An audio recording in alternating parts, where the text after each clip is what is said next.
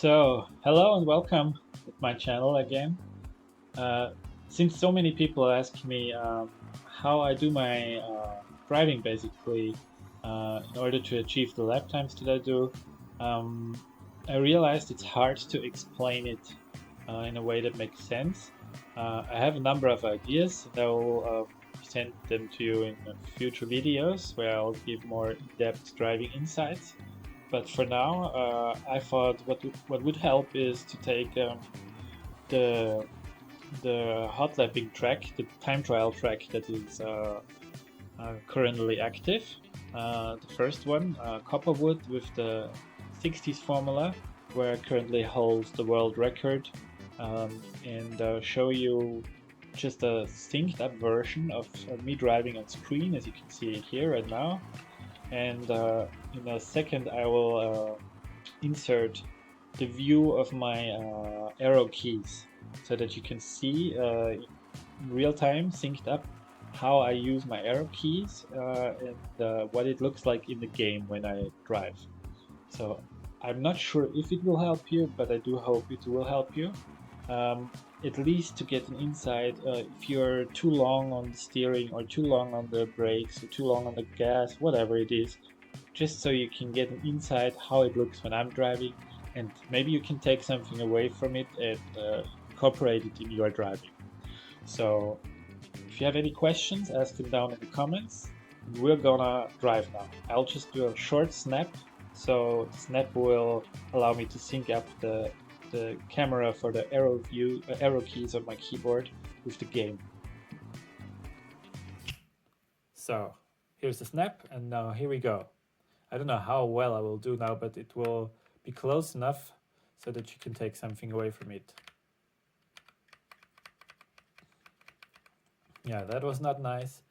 We're going now almost full speed. Actually, the whole track works without brake, but if you want to use brake, this curve is where you want to try do it.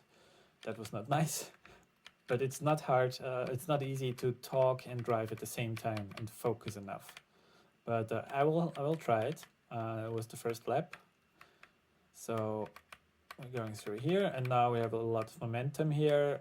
Going down here, a short tap on the brake, turning the car. See, that was a bit too much, but that's okay because you can practice for the rest of the lap to improve the other curves, and you train your muscle memory to go real tight on the first corner.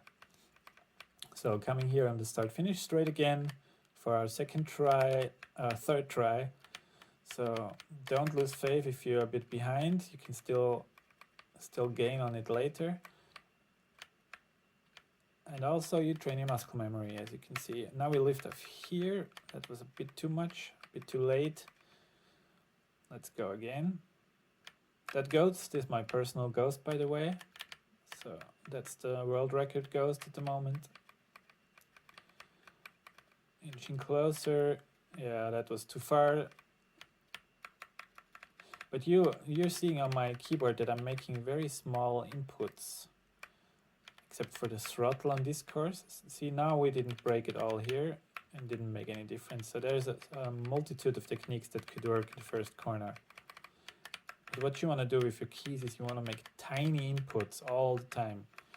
Because imagine you have a steering wheel and you can do only long inputs.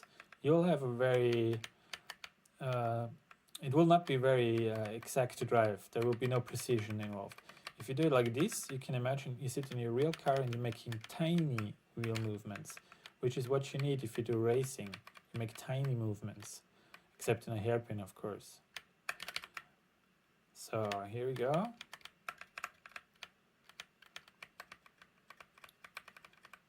Because if you're too long on your steering, you'll just swerve all the time, you know.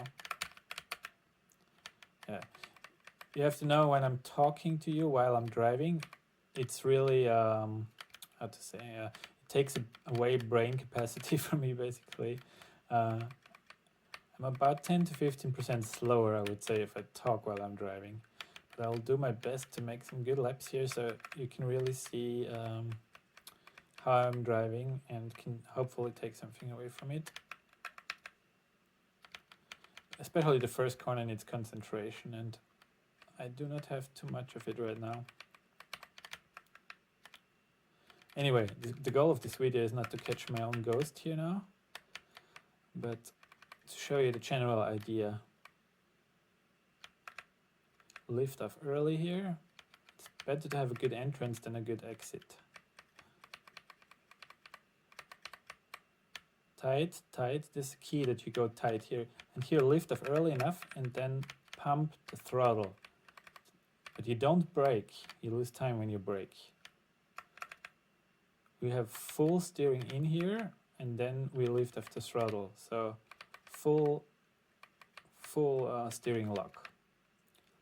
First full steering lock, then lift off the throttle.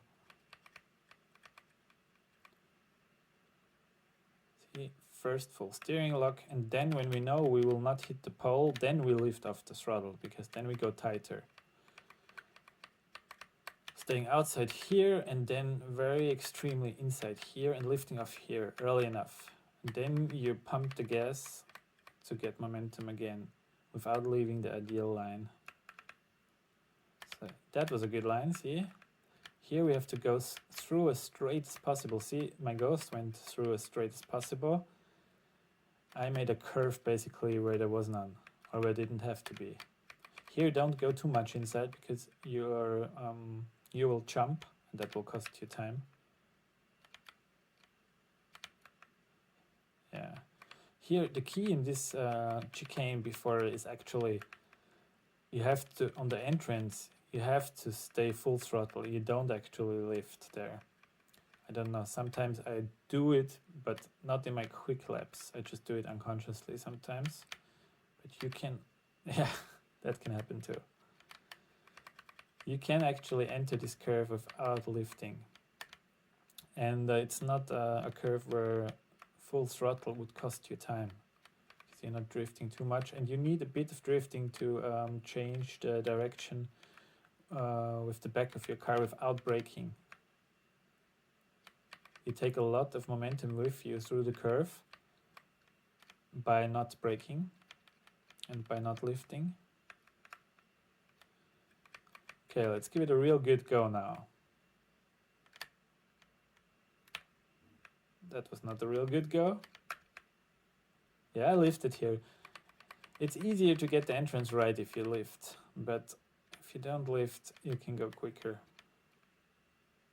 But it might work only once every 10 minutes.